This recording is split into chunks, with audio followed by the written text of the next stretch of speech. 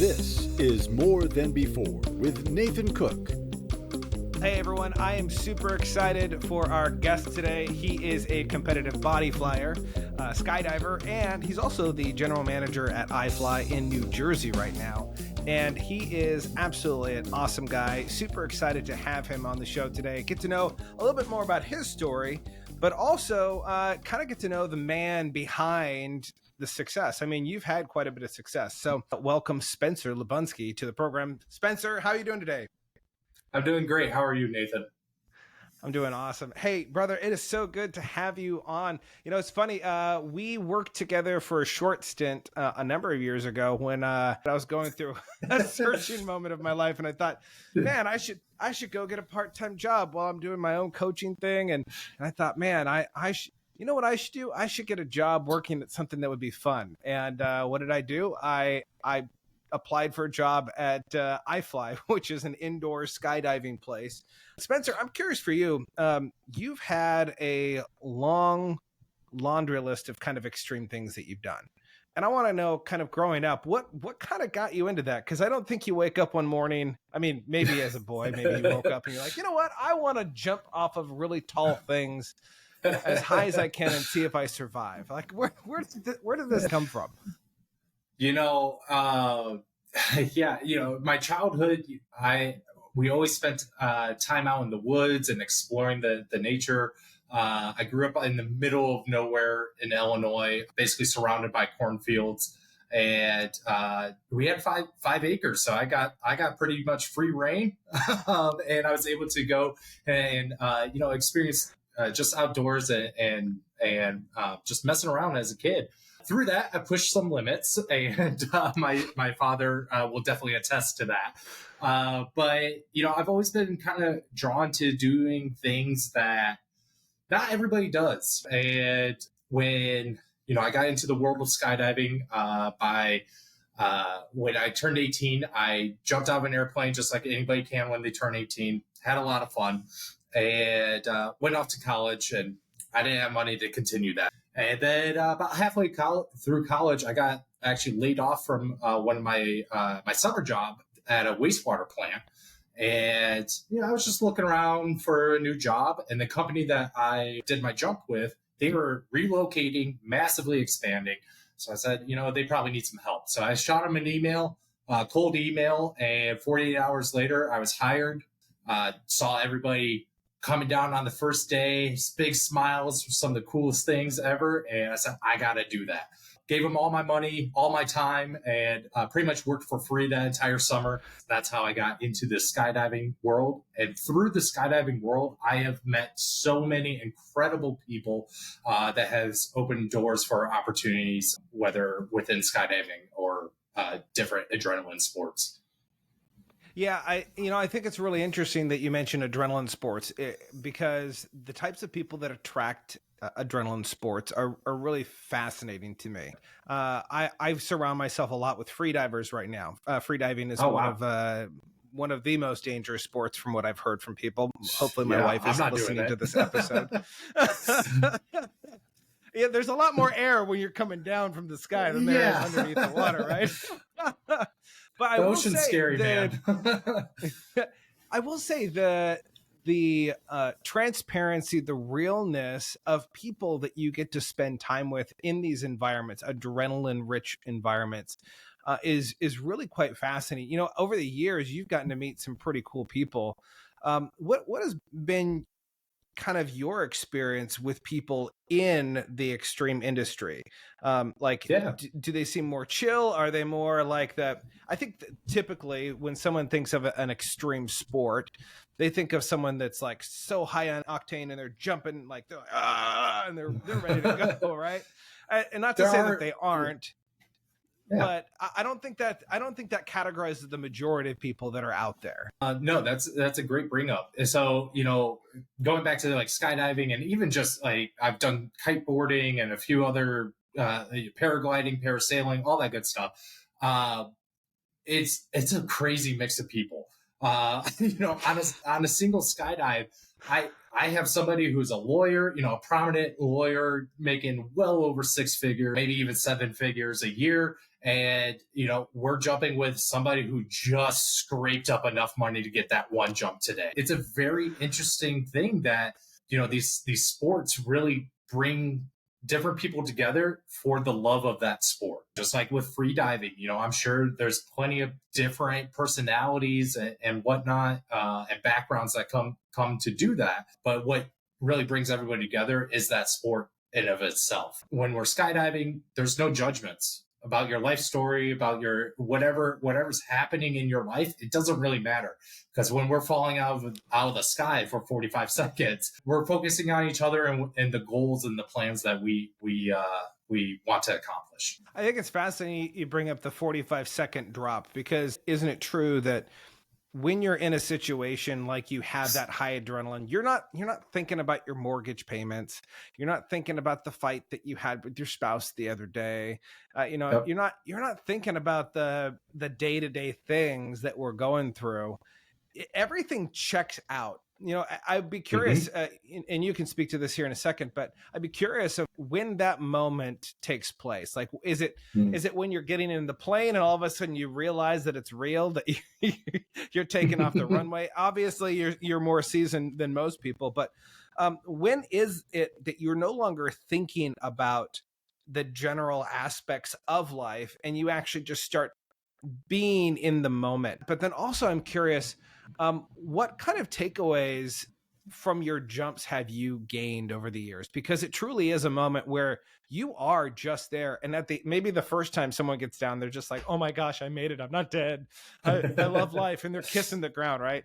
There's that extreme to the extreme of someone that goes, man, I just realized, and maybe I had a problem that I just solved because of this last jump, because it just cleared my mind. So I wonder if you speak into a little bit about that.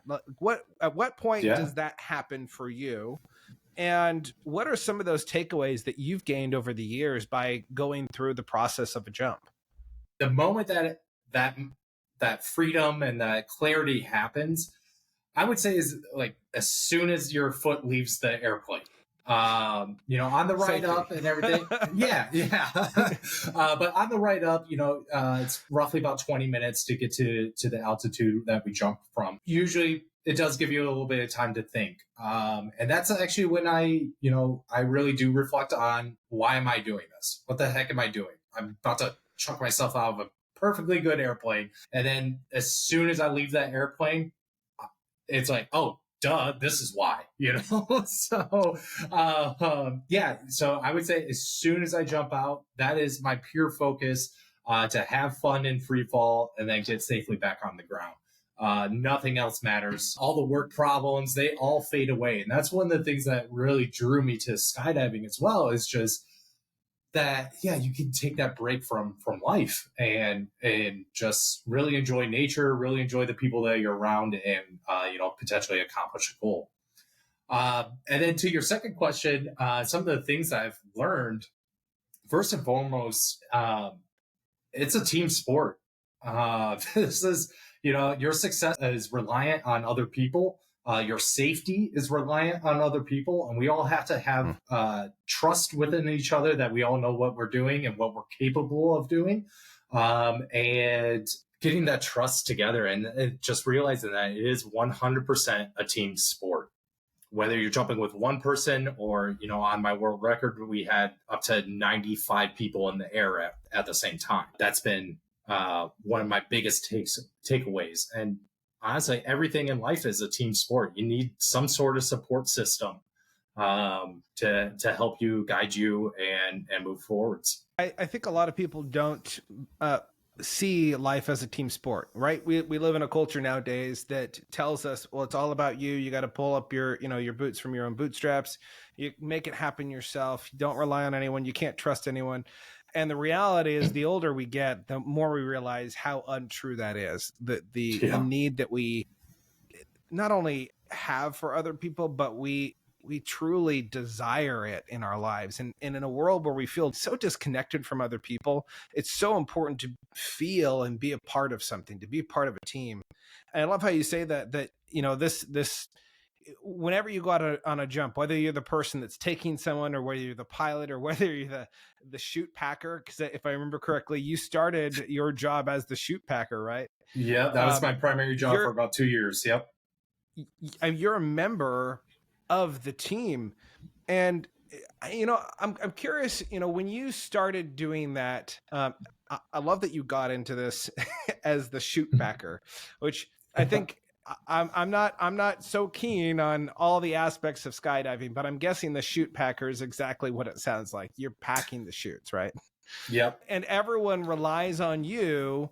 Really, their life depends on you packing the chute. Like that is the most important aspect. Like, yeah, the plane will get you up there. Yeah, the other person that's attached to you. But you want to make sure that your chute's actually going to open to its fullest capabilities, right? What were some of the lessons you learned starting from such a humble position, even though it's an integral part of the process, but moving from that, which we would maybe think that that's like the lowest on the totem pole, all the way up to being an instructor where you're taking people's out of the plane?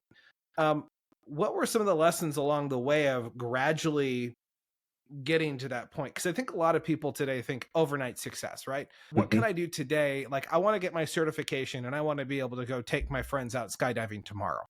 Like, yeah, it sounds like a great idea, but in reality, probably not a great idea. Yeah. What was that process like for you as you were starting from the beginning and building yourself up to that point of being an instructor? A lot of it is money and time, right? So, to become a skydiving tandem instructor, you have to have a minimum of 500 jumps, and then you can go into your course and start going through the course. But one of the lessons I definitely learned along the way was to use your resources. Every single person that worked at the drop zone had something valuable to give me. They probably didn't know what it was. Some of them did, the seasoned vets and whatnot. But somewhere along the line, through our interactions and everything, almost every single person that worked in the industry gave me some little nugget of information that eventually pushed me forward. And then beyond that, it was just setting goals and making sure I hit those and follow through on them. I know I had to get 500 jumps. Okay. Well, let's start there. Let's get all the way up to 500 and get through all my licenses and everything. So I am the best prepared for this course to become an instructor. Then you got to get the course going and then read all your papers and all that kind of stuff. So, and you can do half of that before you even get to the course. So, just setting those milestone goals along the way to hit the bigger goal at the end really helped. And then, use your resources, talk to people. What did you struggle with? How can I not struggle with that? So that has been one of my biggest takeaways with my teachings over the years. It's kind of coming back to this idea of teamwork. I love what you said about resources, that most people don't even understand their resources. Like, you go to someone and you have to know the resources that you're asking for, because sometimes the person may have them, but they don't actually view them as a resource. Like, most people who come to me, I wouldn't say that my ability to communicate and connect is a resource to me, because it comes naturally. But to be able to communicate that and help other people out with their communication is something that I do very often. Now I see that it's a resource because I've had enough people come to me and say, hey, you're really good at this. This is a resource. Same thing for you, your ability to understand teams and bring teams together.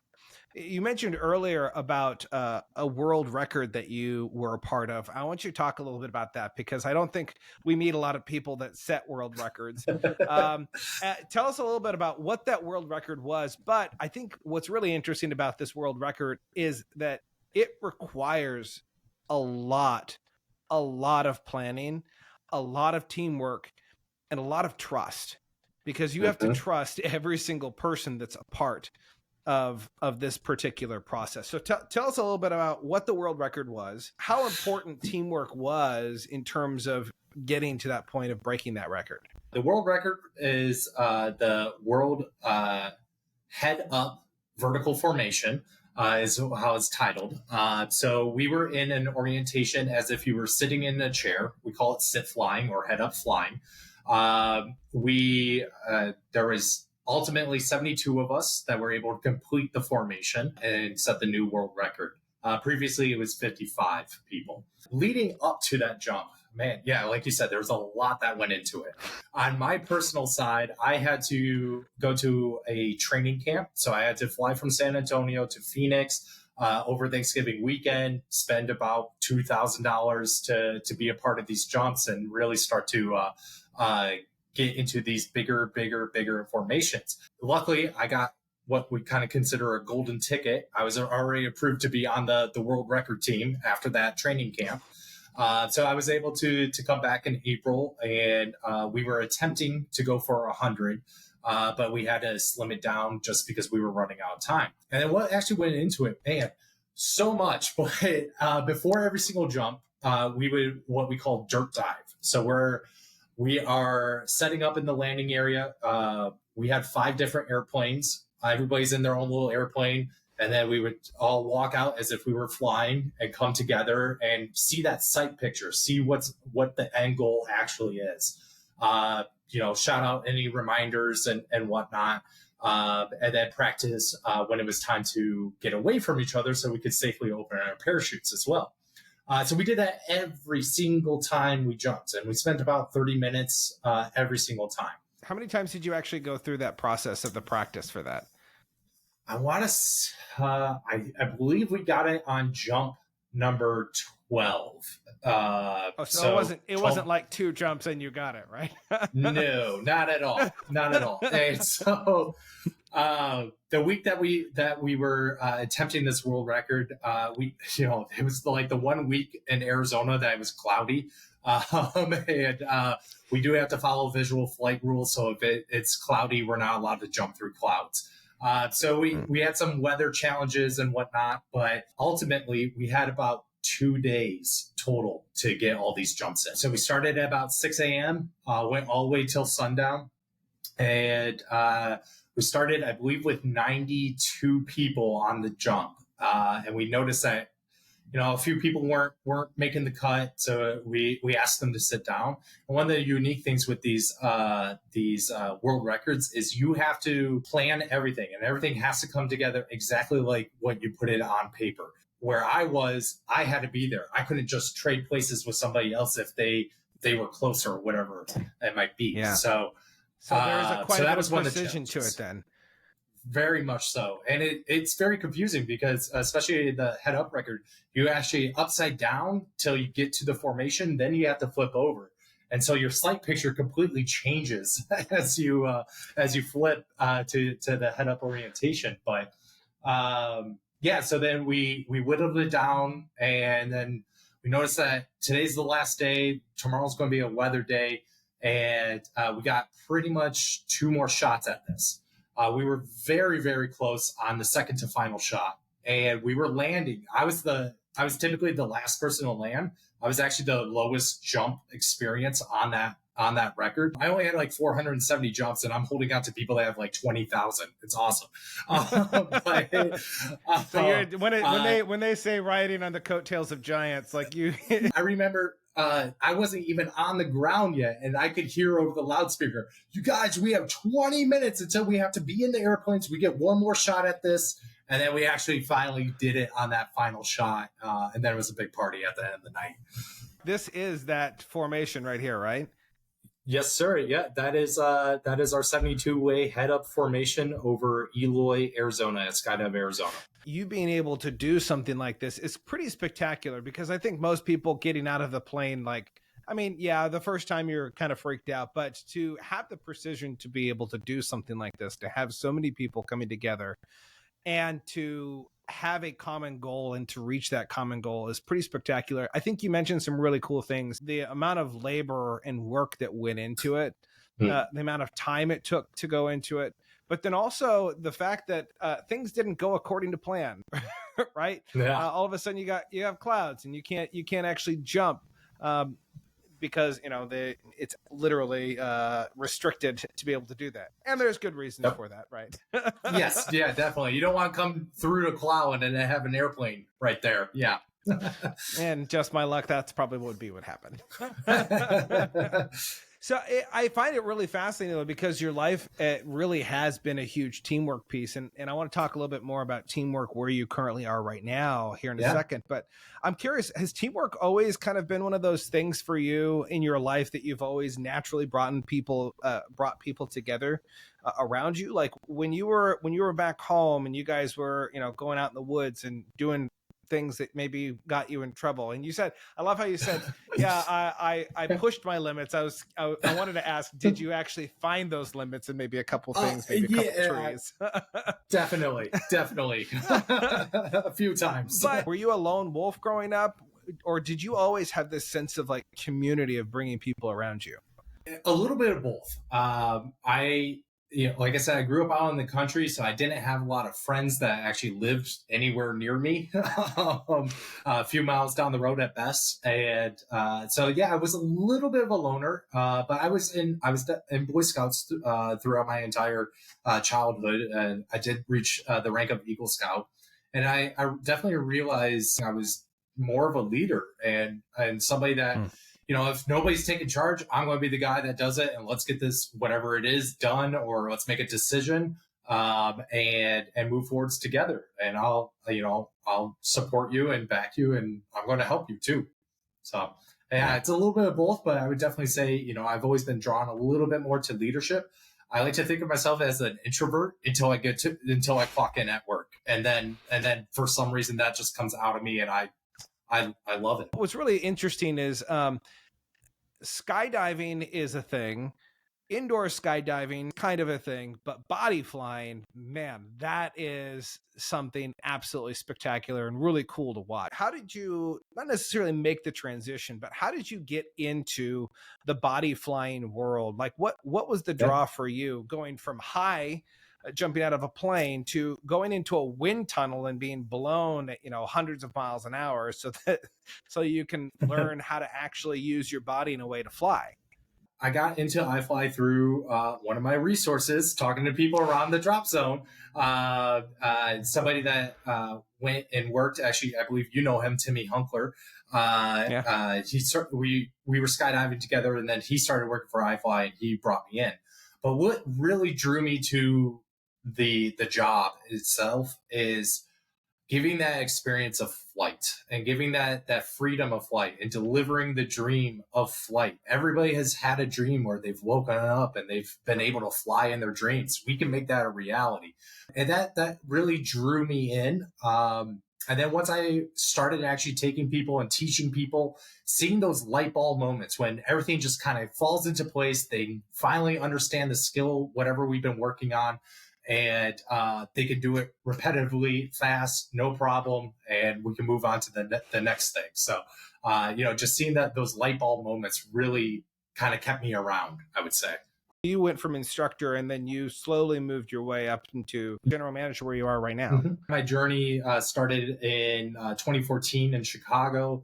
I started out as an instructor, pretty quickly rose through the instructor ranks, and then started becoming a instructor trainer. So I'm teaching the other instructors. Moved over to San Antonio, kept going up the instructor side, moved to Phoenix, kept going up the instructor side.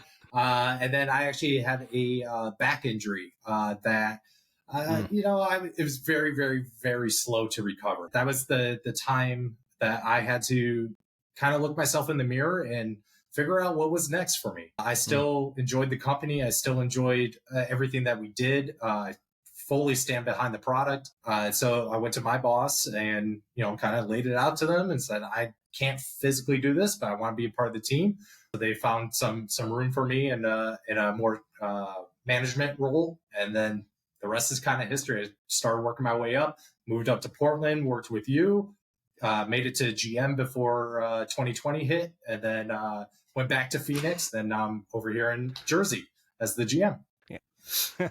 You've had quite a few setbacks throughout your career, throughout different aspects of life, right? You talk about setbacks in the air. You talk about setbacks of your back injury. I'm sure there were probably setbacks when you were growing up. What's a challenge that you've had in your life? What was your response to it? And how did you grow through that challenge in your life? That's a great question. I got my whole notepad over here of challenges just from today. But one of my challenges was this actually last year. I was the GM of iFly Phoenix. I applied for a promotion into regional director twice last year. Both times I was passed on, and I was definitely defeated. Definitely. The first round, the person that got it, 100% reasonable, respect it. That was like the only person I would have respected from the day one. But the second round, they actually decided to go a different route. But still, I was defeated. And I made that known. And whether it was, I had a talk with one of my HR people, and then shortly after that talk, they presented New Jersey to me. And I said, "You're going to take me out of Scottsdale, Arizona and put me in New Jersey? I don't think so." You've been watching too much Jersey Shores, have you? Jersey I don't know if I want to go to Shore. Jersey. Yeah. And I grew up in Chicago, so I'm over the winters. I've done that. It's fun. It's not for me. But they really presented it as a true opportunity to continue my growth. They laid it all out. This is what we're thinking, as your next step.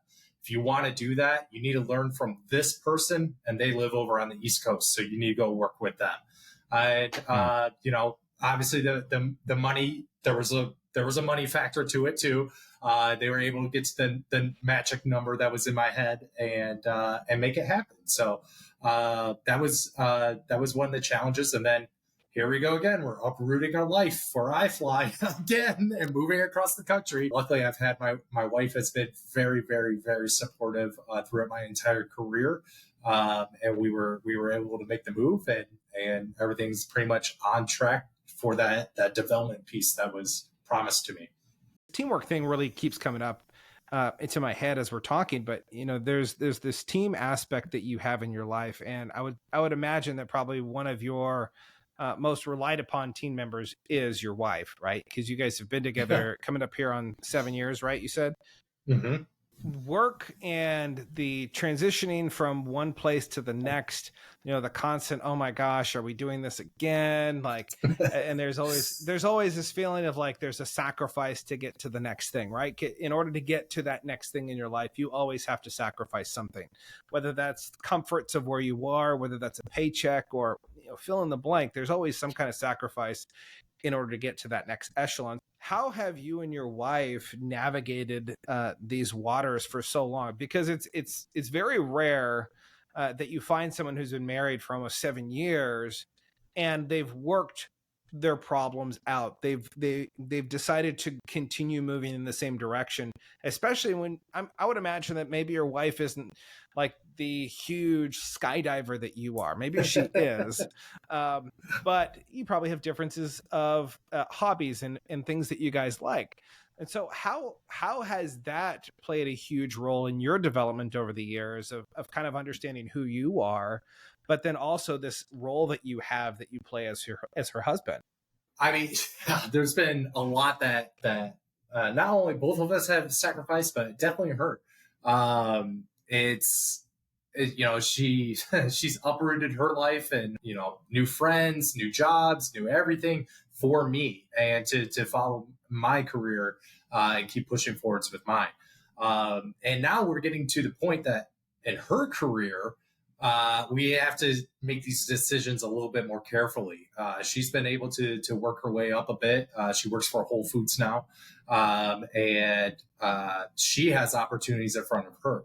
So now we got to sit down and weigh them out. Which one is going to be better for us as a family to be able to move forwards in the best light. So yeah, there's been plenty of challenges and sacrifices that have had to be made. But I would say, one of the biggest things that that my wife and I have been very successful about is just talking. We check in almost every single day. As soon as we get paid, we look at each other. What bills you got to pay? I got to pay this, this, and this.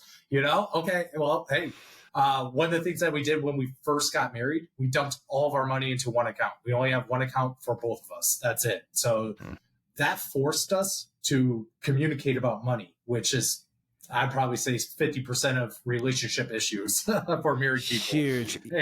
And whatnot. So we have to talk. That forces us to talk 3, 4, 5, 6 times a week about that one thing. And that translates into pretty much everything else that we do, because you need money, time and money to do everything, right? So through that, we find our common goals and our common desires. And if you want to go take a class to better yourself, I'm fully supportive. I'm going to take that $400 for my class, and I'm going to go skydive or whatever it might be, So yeah, it's just, communication has been hands down the biggest thing that we've been successful at over the last 7-9 years, if you count us dating. My wife and I were marriage coaches, and it's funny because one of the most difficult topics for any relationship is money. And the staggering statistic of how many people go into marriage and they never combine their funds. They always keep their funds in separate accounts. Yeah. That maybe that's just me being, archaic and like, oh, we're just going to throw our money up in one place. And I want to know how much we have so that I know that we're not going to be drowning at the end of the month. Right. Yeah. Yeah. But there is something about this that it is a huge conflict when we start talking about money. But for you guys to start right off the bat with the money conversation is huge. And I think a lot of couples don't actually do that. They don't, they put the topics that they don't really want to talk about, that they know it might cause an argument or maybe, some abrasion in the relationship. They want to put it off to the side, when in actuality, and correct me if I'm wrong, would you say that those talks that you've had, maybe some of the more abrasive ones, some of the ones that get a little bit more heated, would you say that after those talks, after you've mended things and worked through things, you guys are stronger than when you were than if you hadn't have communicated? 100%, without a doubt. I mean, yeah, if you choose to not to talk about it, like, it's not going to go away. It's going to continue to fester and become even more of a problem. My wife had a student loan that never really found her until like 5 years later.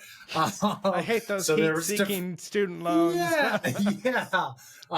She didn't really know about it, and there was all the addresses and phone numbers were all wrong and all that kind of stuff. So there was some serious financial issues that we had to take care of surrounding that. It put us in a not so great financial place, but we had to do it. And if we would have just continued to ignore it and forget about it, or just have those small little conversations but never actually solve the problem, I mean, we'd probably still be dealing with it today. You have to hit those problems head on, and definitely became stronger as a couple. Where do you think that communication piece came from? Because you both obviously had the desire to work and to communicate together.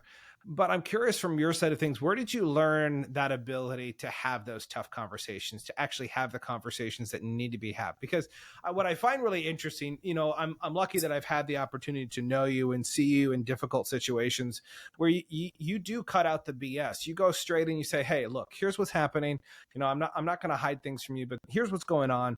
And we got to come to a solution. So let's work together to make this work out for everyone here. And that's always kind of been your heart whenever I've seen you, for as long as I've known you. And that's not a common thing for people to do. Most people today, they run in the opposite direction of anything that is conflict. So I'm curious, where do you feel like that came from in terms of this idea to be able to be open to communicating about conflict in your life? No, I would definitely say that, a lot of it, and even with the combining all of our money and everything, came out of my parents' divorce. They got divorced when I was about 10 years old. So I was just young enough to not really understand what was going on. But over the years, with going to my father and my mother for advice about life or marriage or whatever it might be, I kind of learned the reasons that led up to the divorce. That was something that I 100% wanted to avoid, and communication was like one of the easiest ways to avoid 90% of those issues. So, so that was probably where I got most of it, truthfully. How old would you say you were when you started having those conversations with your folks? Some of the lesser ones of just like, why did you guys get divorced? And was there any other reason kind of thing? Those were probably like later in my teens. But nowadays, my father and my mother speak completely open about it. So I would probably say about 5, maybe 10 years ago is when I got like the full story. and I still see, the issues that they had. I could still see those in each individual. But now I can actually spot them and like, oh, that's what they were talking about. Okay. So, I mean, you've grown a lot even since the time that I've known you. We always talk about doing things. We always talk about achievement. We always we talk about success in life and money. And those are all really good things, right? We need money in order to make the world turn, to solve problems. Success helps us to open doors. But I think at the end of the day, one of the most important things that we can do is to define who it is that we want to be. Who do we want to be in our life? And I find that most people don't actually spend a lot of time asking themselves this question of, well, who do I want to be in this situation? In the difficult times where you're having an argument with your spouse and you say, well, you know what? I chose a long time ago that I'm going to talk with my wife and we're going to work through these things. Even if we talk each other to death, then we'll be free, right? Till death do we talk. And yeah, for you, I'm curious, what have been some of those decisions that you've made in your life that you say, you know what, this is who I want to be? What are some of those non-negotiable things if you say, this is my identity, this is who I am? I would definitely say one of them would be somebody that is always, I'm not quick to say no. Somebody that, like, if there's a problem, there's always a solution to that problem, whatever it might be. And then I want to be the person that wants to say yes, right? Sometimes, policies, procedures, you name it, laws stop me from doing that. But if somebody comes to me with a problem, I want to be the one that helps them to solve it and do it in the best way possible too. Where, yeah, sure, the walls are crumbling down around us, but hey, man, it's okay. We're going to be all right. We're going to get through this. We're going to figure it out. Whatever the problem is, we're going to make it right.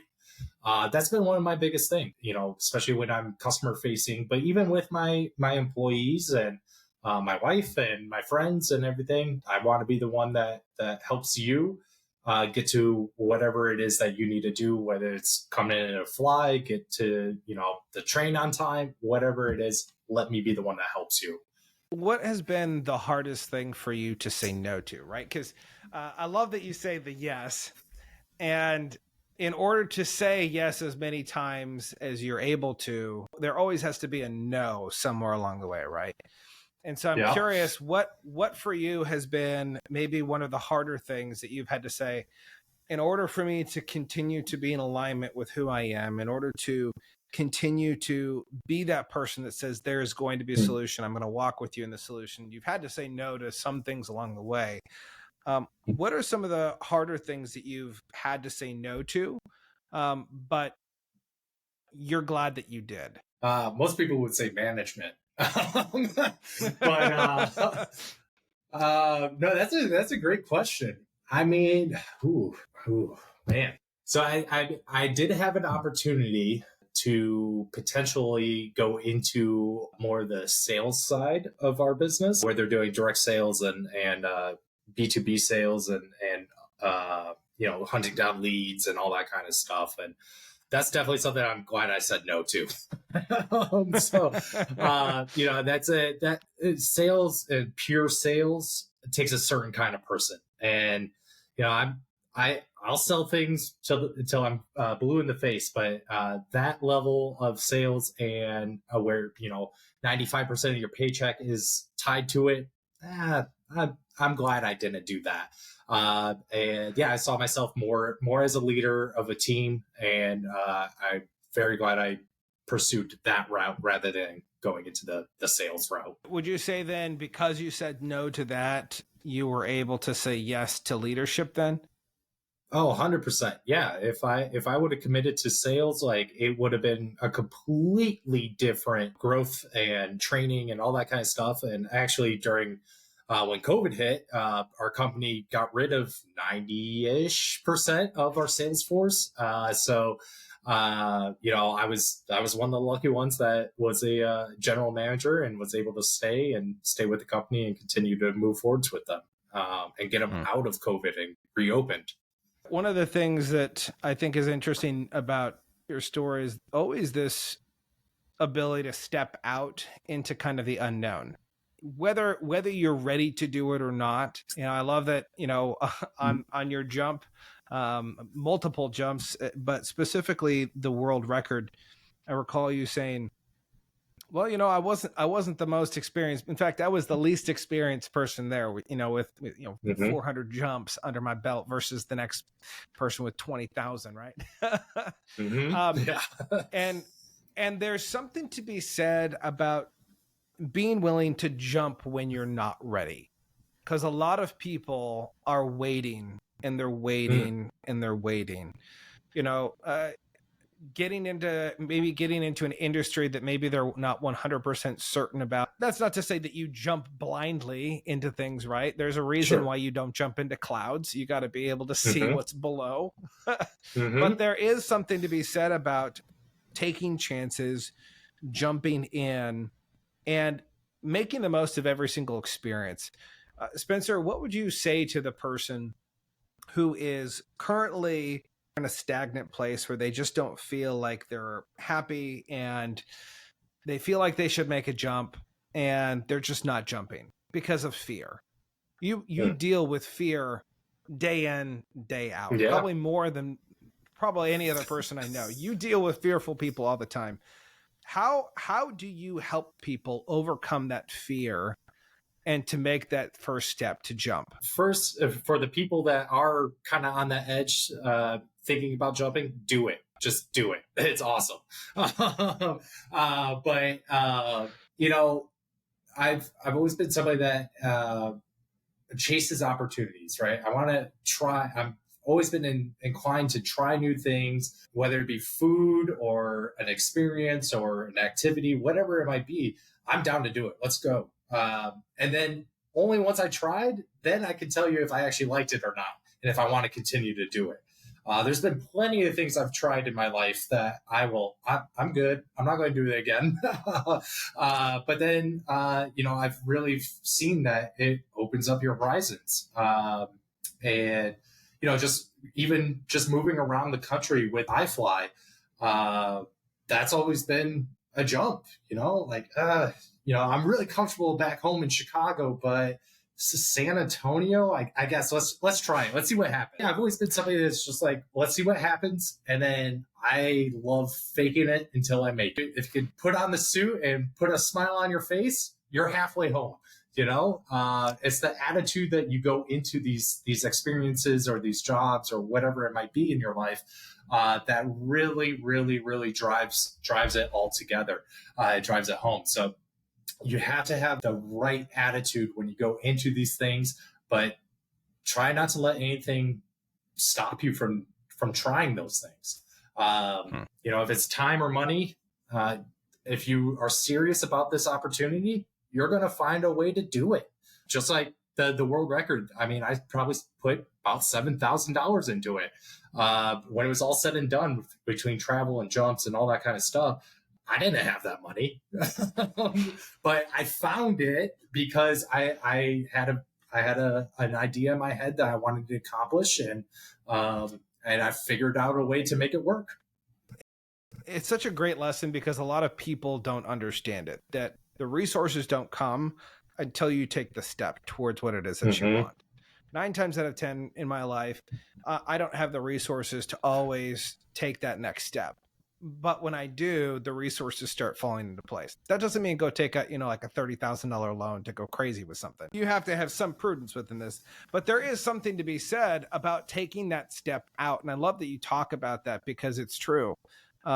So many people don't step out, and they lack experience. They lack experience in life because they're not willing to try new things. Something as simple as going and trying a new food.